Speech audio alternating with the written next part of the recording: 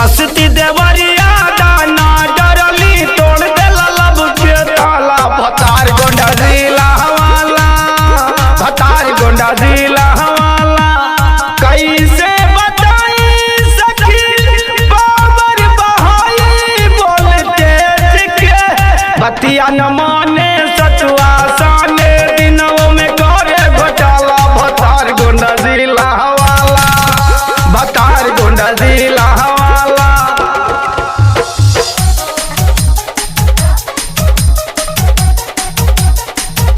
तोड़ देला लब के ताला। भतार गोंडा जिला वाला, जिला वाला, जिला वाला तोड़ देला लब के ताला। भतार गोंडा जिला वाला, जिला वाला, जिला वाला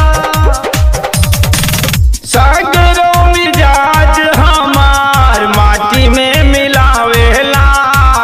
गोंडा जिला के मर्दा फ्री में बुलावेला, फ्री में बुलावेला।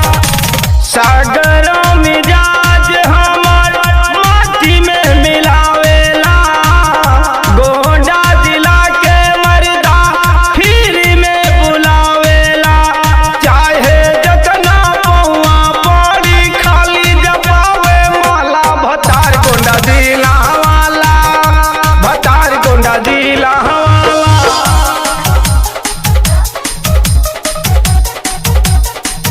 तोड़ देला लब के ताला। भतार गोंडा जिला वाला, जिला वाला, जिला वाला तोड़ देला लब के ताला। भतार गोंडा जिला वाला, जिला वाला, जिला वाला